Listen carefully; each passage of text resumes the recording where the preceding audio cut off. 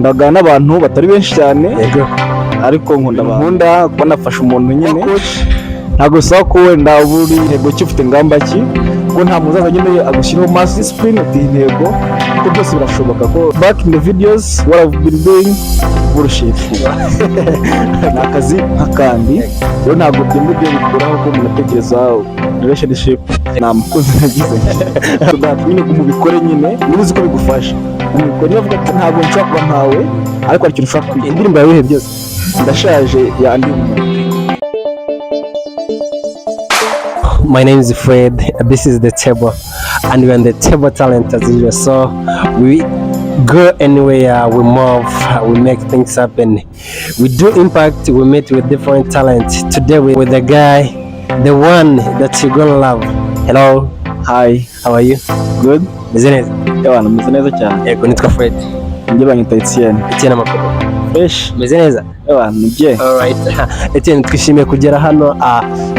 Ntago ndi buhavuge urahivugira ariko twitwa the table, turi muri the table talent. We try our best making sure ko your talent is supporting others, your talent yagera somewhere, so that's what we need. Then aha turi ni he? Hano turi Nyarutarama. Bo hano nyine ni outside ya gym. Yego. Ta Kigali Fit. Yego. So nanjye ndi umutoza waho. Yego. Impamvu nyine muhansanze. Wow. Yeah, that's nice. Okay, tugiye kubaza a couple of questions and uragerageza gusubiza uko ubishoboye. Ethienne, umuntu atakuzi, Ethienne ni umuntu umeze ute? Ni umuntu muri community bisanzwe, ni umuntu mbese umuntu akubonye bwa mbere yagusobanukirwa gute? Umutanzi ko bigoyera gerageza. Bo ndi umuntu usanzwe nk'abandi wenda nkunda siporo cyane.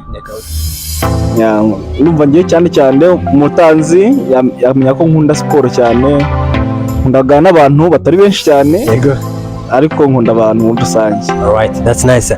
Ikibazo cya kabiri Ethienne, iyo wenda wumvishe mu buzima bwa wenda umuntu akubona instead yo kuguhamagara ngo Ethienne agahamagara ngo coach, ibyo bintu ubyumva gute, ubyakira gute?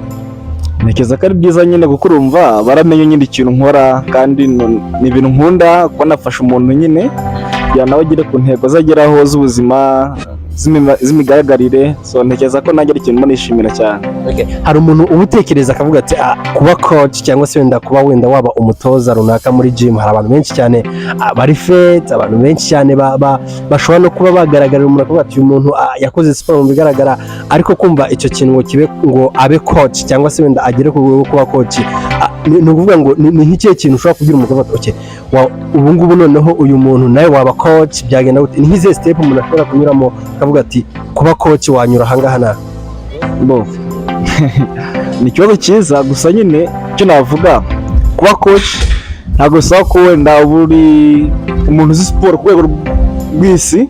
Icyo bisaba nyine tuvuge abantu bose bari kuri average, nyine bari ahantu wenda tuvuge kuri 5. Bisaba nyine ko hari ubumenyi ubarusha, hari ikintu ushobora kuba bakungukiraho. Biba byiza iyo ufite nyine ubumenyi buhagije ku nyine abantu koko intego bafite ufasha nyine kuzigeraho neza. Ariko nyine numva cy'ingenzi kibisaba nyine no kuba ufite ubumenyi nyine bwisumbuye ku muntu urimo uratoza, ariko bishaka nyine kujya gukora ibintu bizima. Bisaba nyine ko umuntu wizeye ko ibintu byose azakubaza uzabimufasha nyine kubisubiza neza nyine kugira ngo unagere ku ntego ziko. Abantu muri siporo bagira intego zitandukanye, abantu bose ntabwo baza muri gym waje wenda kugabanya ibiro. Hari uza avuga ati njyewe nshaka wenda kongera njyewe imitsi, nshaka nyine kongera muscles, nshaka kongera ibiro. Nyine umuntu mutwara umuvuga ati njye nshaka wenda kugira igihe cyinshi nyine nkaba nakora siporo igihe kirekire. Ukamenya nyine abo bantu bose kubatandukanya. Ikindi nyine nk'umutoza agomba kumenyeka n'abantu bose, niko nako. Urakoze cyane Ethienne. Ingenzi just to be above average, nyine gufite ubumenyi burenze nyine abantu bose nyine basanzwe, niko navuga. Okay. Uko biri kose, okay, ntabwo mbizi, gusa uko biri kose kuba coach cyangwa se kuba fit cyangwa se kuba uri hejuru mu buryo bwo gukora siporo twabifata nka interest, twabifata nka passion cyangwa se wenda na talent. Ariko hari umuntu wabukiye hari akavuga ati ese the way I look cyangwa se uburyo meze, ese birashoboka ko nanjye noneho naba umuntu uri fit cyangwa se wenda talent, tujyane muri talent muri rusange cyangwa se ahantu wenda nakugirira icyizere muri rusange. Ni ikihe kintu wenda ushobora kuvuga ati uyu muntu namugira nk'inama bikagenda gutya na gutya? Ethienne, warumbeje umuntu ushaka nyine kugira uko ahinduka mu migaragaro. Yego.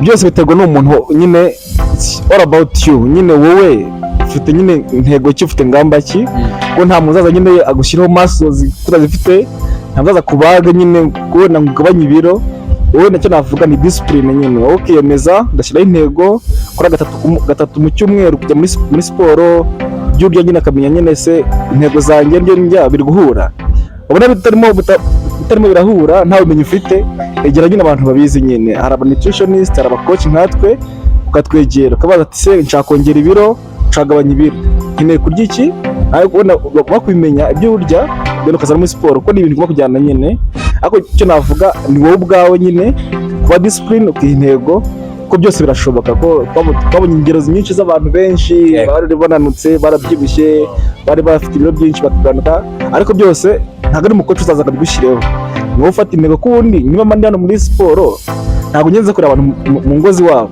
wowe wafashe nyine ingamba zawe wabyutse urambara avuga ati uyu munsi ndajya muri gym wowe nyine ni wowe nyine ugomba kwiha intego ubona coach waza hano arimo aragufasha ugire kuri za ntego zawe. Okay, we are still in the table talent.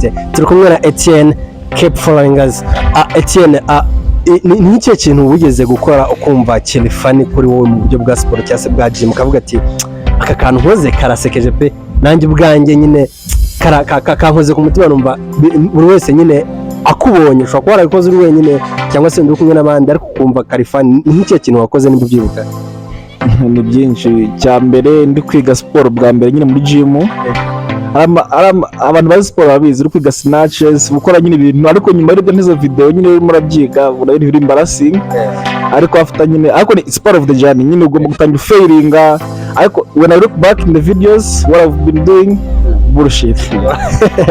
Okay, noneho reka tuve ku kantu kari funny. Ni iki kintu cyabaye frustrating uri nko gukora siporo ukavuga ati ikintu kirambabaje mu buryo bwa sportif cyangwa se igihe wenda nandi gukora gym ni nk'ikintu cyakubabaje ukavuga ati ikintu kirambabaje?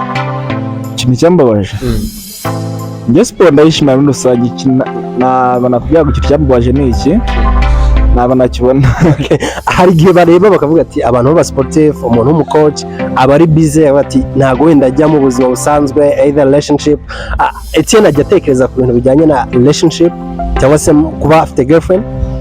Ntekerezaho kuba umucoach wa siporo ni akazi nk'uko nawe uri umunyamakuru se n'undi ari umuganga undi ari umwarimu iyo ntabwo byakoze gutekereza nyine ibintu byose. Ntekereza ko kuba umucoach nyine wa siporo ni akazi nk'akandi rero ntabwo byo bikuraho ko umuntu atekereza relationship ibane n'abandi ibyo rwose nanjye ndi umuntu nk'abandi. Reka twimagine ko wenda wagiye mu rukundo ntitubikubaze wenda cyangwa se ufite umukunzi. Hari ikibazo nkunda kubaza mvuga ati ni ikihe kintu cyiza cyagushimishije mu rukundo ni ikihe kintu kibi cyagushimishije mu rukundo? That's umuntu wese duhenda kimubaza sinzi wenda nimba wadufasha gusubiza icyo kibazo. Urukundo rumeze gute? Kuba wenda wagira girlfriend cyanshimisha n'icyambabaje nta mukunzi nagize. Reka dukomeze.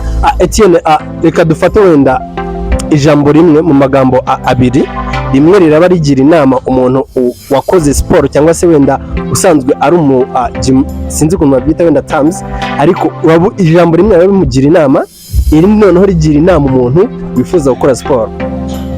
Umuntu uri gukora siporo n'uri kugira ute n'ushaka gukora siporo amagambo abiri agambaye kuri buri muntu rimwe kuri buri muntu.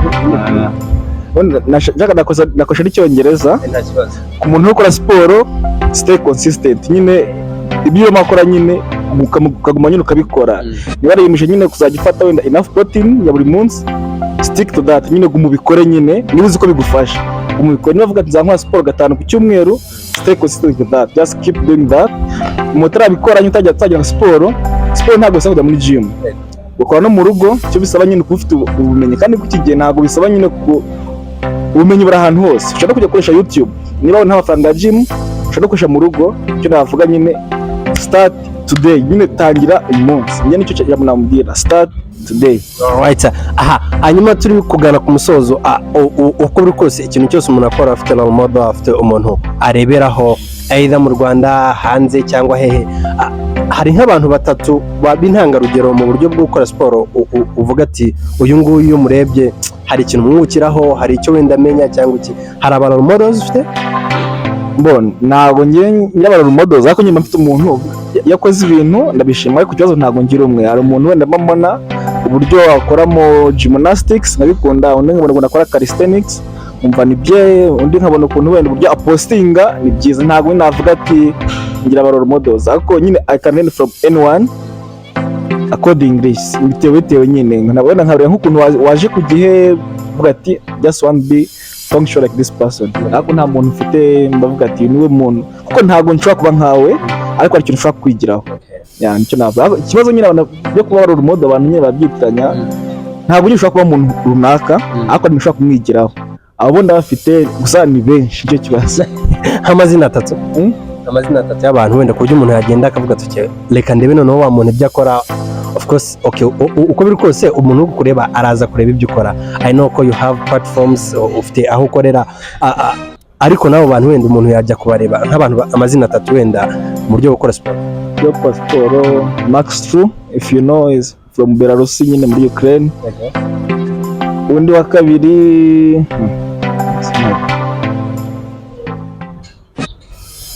I don't know okay mu Rwanda nawe okay kavuze mu Rwanda ko ari wowe right okay ikibazo cya nyuma kisa nkaho kibifane Ethienne ni iki kintu gishobora kumusetsa umuntu usanzwe kavuga ati iki kintu cyansetsa njye biterwa na mood njye ndi muri mood yo guseka n'ikintu gito gishobora kunsetsa ariko nashaka guseka rero kumenya muri funny sinseka ukurikirana umuziki wo mu Rwanda okay nagari cyane okay indirimbo yawe byose ibihe byose ntabwo ndi umuntu ukunda imiziki ariko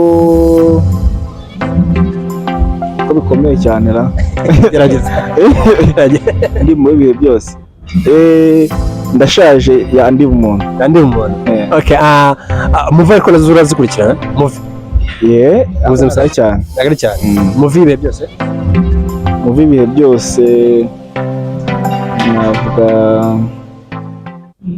zageze inshikara gerageza ndakora filime kera cyane okay Ethienne hanyuma gerageza wenda ubwire abantu bari kureba the table abantu bari kureba table talent babwira amagambo atatu y'ingenzi nibura bakora kubwa ikiri ku mutima wawe wanjye cyo navuga nyine just be responsible of your health because your health is your wealth nyine kuvuga ngo ubuzima bwawe niwo mutungo wacu igishoro cyawe nyine gerageza nyine gukora siporo urye neza just kuri icyo cyose gishoboka kugira ngo ubuzima bwawe bumere neza niba ukeneye kuryama ryama nyine amasaha akwiye ku bantu bakuru barayazi 8 kuzamura niba nyine ugomba kunywa amazi ahagije ubikore nyine kuri ibyo byose bishoboka kugira ubuzima bwawe nyine prioritize your health ariko niyo jambo nabwira nyine ko ubuzima nicyo gishoro dufite ubuzima bwawe butameze neza kakazi kawe ntaho kakunda so butameze neza nyine ya mibanire y'amafaranga uri kujya gushaka nyine ntabwo byakunda kandi ntabwo bigoye